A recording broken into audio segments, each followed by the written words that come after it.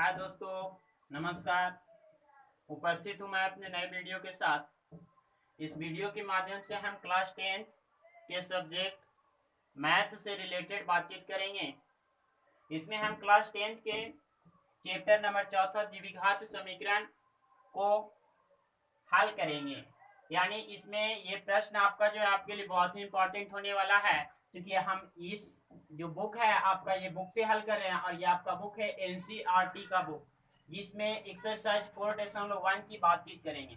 तो आइए सबसे पहले हम इसके विषय में जानते हैं कि ये द्विघात समीकरण होता क्या है और इससे रिलेटेड कुछ पॉइंट्स के विषय में बातचीत करते हैं। सबसे पहला आपका लिखा गया द्विघात समीकरण यानी क्वाड्रेटिक इक्वेशन, जिसमें यहाँ पर इसका सामान्य रूप जो होता है a x square plus b x plus c बराबर 0 के रूप में होता है, जहां पर ए का मान 0 के बराबर नहीं होता है। यहाँ पर कहें कि द्विघात समीकरण किसे कहते हैं, तो बोल सकते हैं जनरल फॉर्म में कि a x square plus b x plus c बराबर 0 के रूप में लिखे जाने वाले समीकरण को द्विघात समीकरण कह सकते हैं, जहां पे चर राशि का अधिकतम घात 2 होता है। यहाँ पर देखिए कुछ पदों को हम देखेंगे, जैसे एक्स स्क्वायर का गुणांक जो है ए से सूचित करते हैं, एक्स के गुणांक को बी से सूचित करते हैं, अचर पद आपका जो है जिसे हम सी से सूचित करते हैं। ठीक है, तो दोस्तों यहाँ पर देखिए लिखा गया है चर का अधिकतम घात जो होता है 2 होता है, यानी द्विघात समीकरण उसी को कहेंगे जिसके चर राशि का अधिकतम घात 2 होता है। यदि 2 से अधिक भी होगा तब पर भी द्विघात समीकरण नहीं होगा, 2 से कम होगा तब पर भी द्विघात समीकरण। दूसरी बात याद रखिएगा कि यहाँ पर इसका जो है चर का अधिकतम घात जो 2 तो होता है, लेकिन इसका घात कभी भी ऋणात्मक पूर्णांक नहीं होता।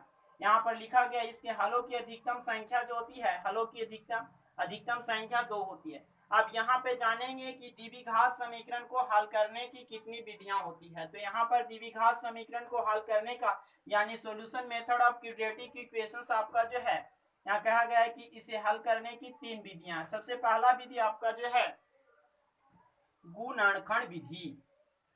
यहाँ पर बात किसका करें हम, तो गुणनखंड विधि, फैक्टराइजेशन मेथड। दूसरा विधि आपका पूर्ण वर्ग बनाकर हल करने की विधि, होल स्क्वायर मेथड। तीसरा विधि आपका जो है द्विघात सूत्र से हल करने की विधि।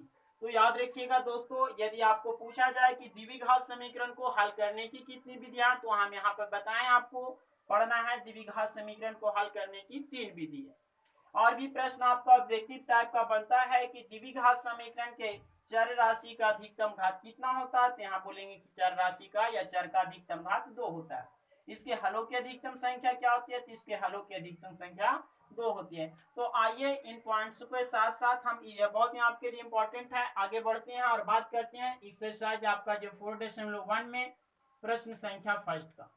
प्रश्न संख्या फर्स्ट देखिए, हम बात फिर से बता देना चाहते हैं, ये आपका एनसीईआरटी के बुक से चैप्टर नंबर 4 का पहला एक्सरसाइज है। यहाँ पर लिखा गया है कि जांच कीजिए कि क्या निम्न द्विघात समीकरण है या नहीं। कुछ आपका व्यंजक दिए गए जिसे हमें क्या करना है, हल करना, हल करके ये बताना है कि ये द्विघात समीकरण है या नहीं। वलीपुर हमें ये देखना द्विघात समीकरण है या नहीं, यदि है तो हाँ और नहीं तो नहीं। देखिए यहाँ पर सबसे पहला इक्वेशंस को लेकर के चल रहा है या पहला व्यंजक को लेकर के चल रहा है, जिसमें लिखा गया है x प्लस 1 का होल स्क्वायर बराबर में 2 इंटू एक्स माइनस 3। आइए इसको सबसे पहले हम विस्तृत करते हैं, क्योंकि a प्लस बी के होल स्क्वायर के रूप में।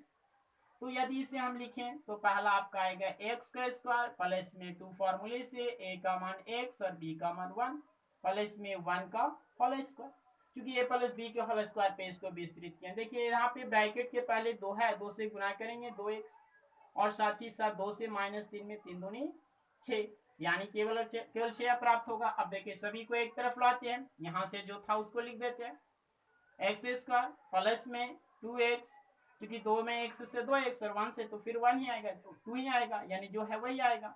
प्लस में 1 माइनस में आएगा 2x और माइनस है तो इधर आए तो प्लस में 6, इधर कुछ नहीं तो 0, चूंकि सभी को इधर जाए, जो प्लस था वो माइनस में, माइनस था वो प्लस में। चलिए आगे देखते हैं कि 2x से 2x यानी ये प्लस में है और ये माइनस में घट जाएगा, तो ये घटने पे इसका रिजल्ट 0 आएगा। देखिए यहाँ से क्या रह गया एक्स स्क्वायर, ये 1 प्लस में और ये 6 प्लस में, क्योंकि ये आपका जो अचर पद है जिसको एक साथ जोड़ सकते हैं, यानी 1 और 6 कितना आएगा 7 बराबर में कितना आ गया 0। अब दोस्तों देखना ये कि ये द्विघात समीकरण होगा या नहीं। तो आपका द्विघात समीकरण के कथनानुसार बताया गया था कि चर का अधिकतम घात 2 होना चाहिए। हमें पदों से कोई मतलब नहीं, चाहे जितने भी पद हो, बशर्ते या वो एक चर में हो और साथ ही साथ चर का अधिकतम घात। तो देखिए एक ही चर में और साथ ही साथ यहाँ पर इसके चर का अधिकतम घात 2 है, तो आता कह सकते हैं द्विघात समीकरण है। यदि चर का अधिकतम घात 2 नहीं होता तो लिख देते हैं द्विघात समीकरण नहीं है। तो देखिए आपका यहाँ पर कुछ क्वेश्चंस को हम लिख रखे हैं। ये आपका जो एनसीईआरटी की बुक से कुछ क्वेश्चंस लिखे गए हैं, जिसमें से हम एक क्वेश्चंस को और देखते हैं। देखिए हम प्रश्न संख्या देखते हैं 6 का। ऐसे सभी के सभी प्रश्न अगर जो आप ट्राई करते हैं तो आपको से बनेगा। यहाँ से हम प्रश्न संख्या 6 को देख लेते हैं। देखिए लिखा क्या है यहाँ पे कि x plus x square plus में 3x प्लस में 1 बराबर में x माइनस 2 का होल स्क्वायर। तो अब इस व्यंजक को भी हम क्या कर सकते हैं, विस्तृत कर सकते हैं। तो आइए विस्तृत करते हैं। सबसे पहले आपका लिखा गया एक्स स्क्वायर प्लस में 3x प्लस में 1 बराबर में यहाँ से आपका x माइनस 2 का होल स्क्वायर, इसको a माइनस बी के होल स्क्वायर पे विस्तारित कर सकते हैं। एक्स का स्क्वायर माइनस 2 फार्मूला से a का मान x और b का मान 2, यानी फिर से प्लस में बी स्क्वायर यानी 2 का स्क्वायर। देखिए यहां से क्या प्राप्त होगा, एक्स स्क्वायर प्लस में 3x प्लस में 1 बराबर में एक्स स्क्वायर तो रहेगा, 2 में x से 2x और फिर 2 से 2 दूनी 4x प्लस में 2 दूनी, सभी को एक तरफ ले आ सकते हैं। देखिए यहां से क्या आएगा, सो एक्स स्क्वायर प्लस में 3x पहले से था प्लस 1 था, ये प्लस में इधर आएगा तो माइनस में, यानी सभी का चिन्ह बदलेगा, जो माइनस था वो प्लस में, और फिर से आपका ये प्लस में था इधर आया तो माइनस में, इधर कुछ नहीं तो जीरो रह गया। देखिए इसको आगे की ओर बढ़ाते हैं तो एक प्लस में और एक माइनस में, यानी प्लस वाले से माइनस वाले कैंसिल हो जाएगा। आपका यहाँ से बच गया 3x और यहाँ से 4x, क्योंकि इसमें भी x इसमें भी x, इसका भी पावर 1 इसका भी पावर 1, इसके साथ जो भी संक्रियाएं हो, जोड़ हो घटाव हो, जो भी हम कर सकते हैं। तो देखिए ये प्लस में जुड़ जाएगा, 4 और 3 7x।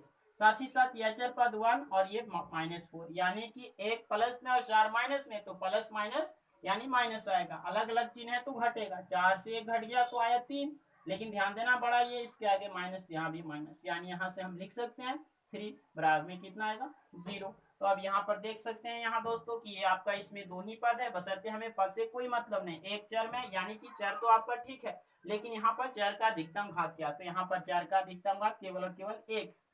तो जब चर का अधिकतम घात 1 है तो इसे तो द्विघात समीकरण कह नहीं सकते हैं, ये तो आपका रैखिक समीकरण बन गया। तो आता यहाँ पर लिख सकते हैं द्विघात